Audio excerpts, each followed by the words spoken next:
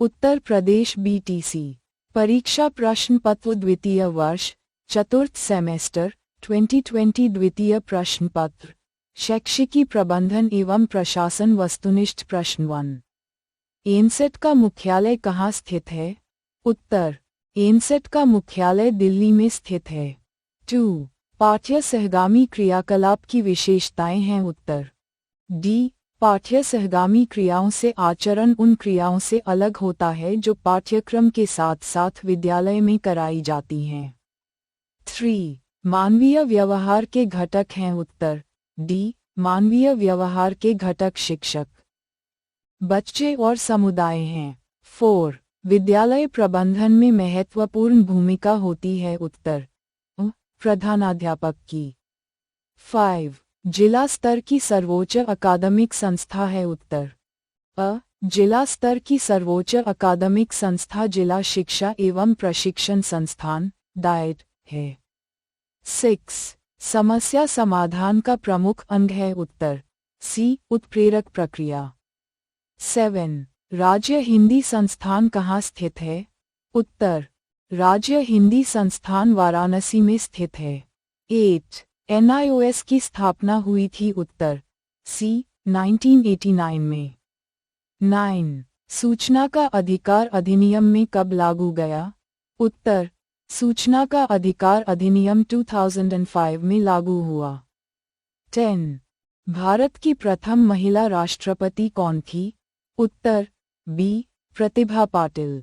11। भारत गणना की शुरुआत कब हुई?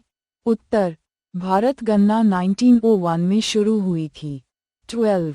प्राकृतिक आपदा से कितने प्रकार की होती है? उत्तर प्राकृतिक आपदाएं मुख्यतः 5 प्रकार की होती हैं। 1।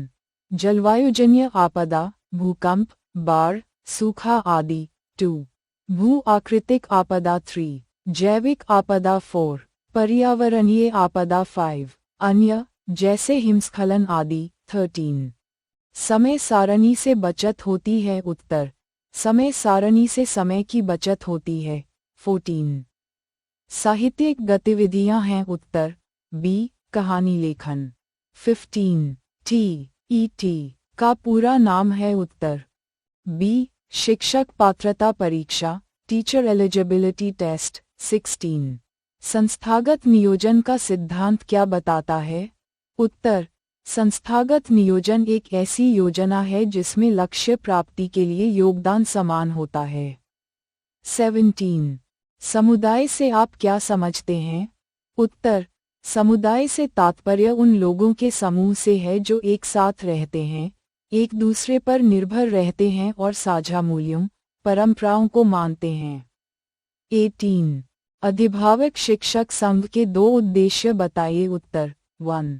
शिक्षक एवं अभिभावक के मध्य परस्पर सहयोग से विद्यालय का समग्र विकास करना।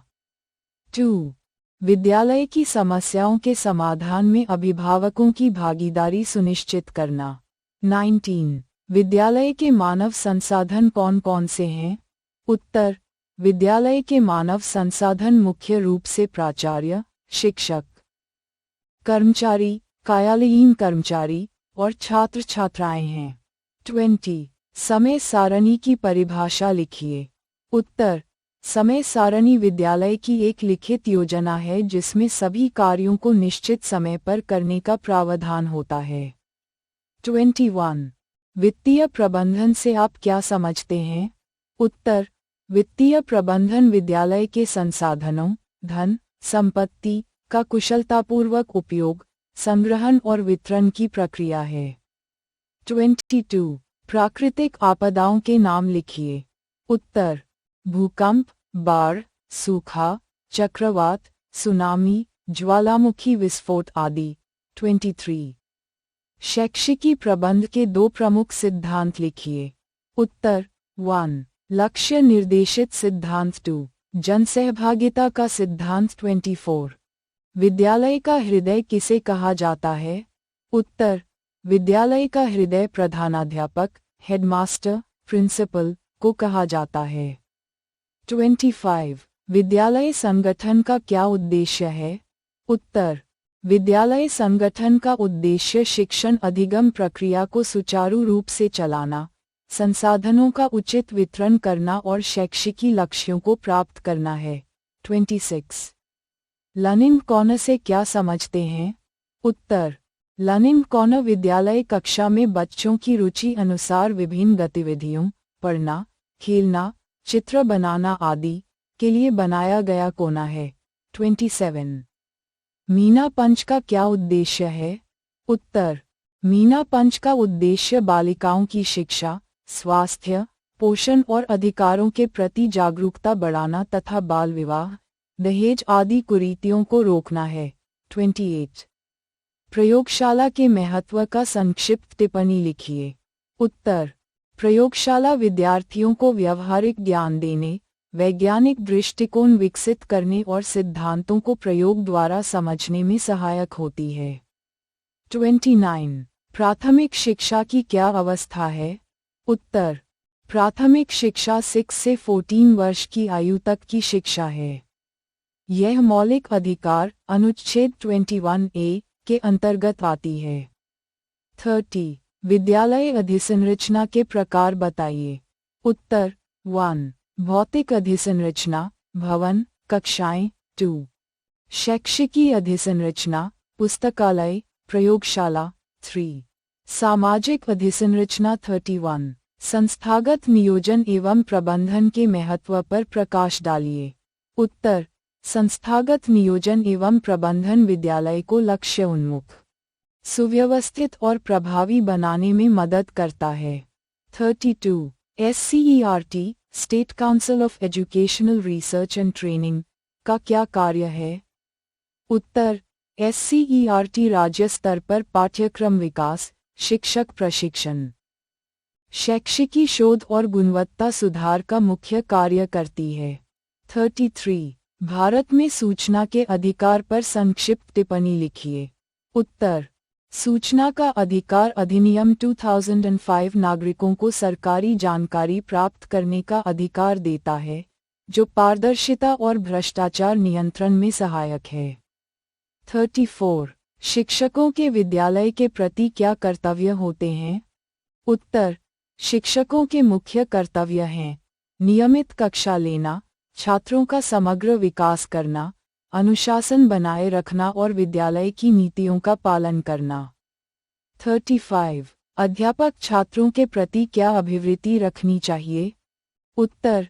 अध्यापक को छात्रों के प्रति प्रेमपूर्ण, सहानुभूतिपूर्ण और प्रोत्साहन देने वाली अभिवृत्ति रखनी चाहिए।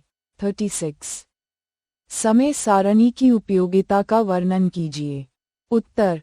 समय सारणी समय की बचत करती है, नियमितता लाती है, सभी विषयों को उचित समय देती है और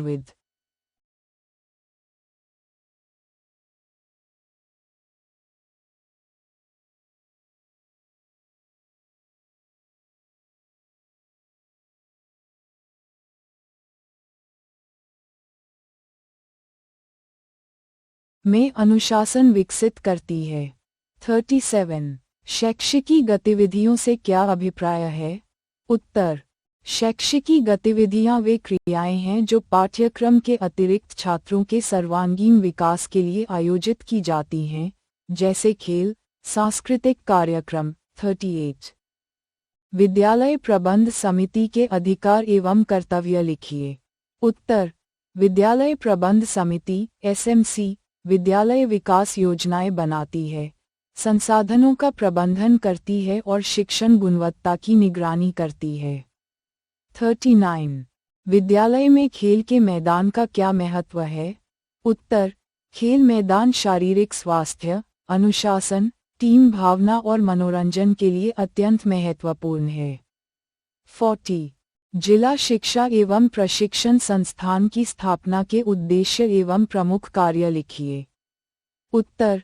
डाइट की स्थापना प्राथमिक एवं प्रारंभिक शिक्षा के शिक्षकों के प्रशिक्षण, शैक्षिकी शोध और स्थानीय स्तर पर गुणवत्ता सुधार के लिए की गई है।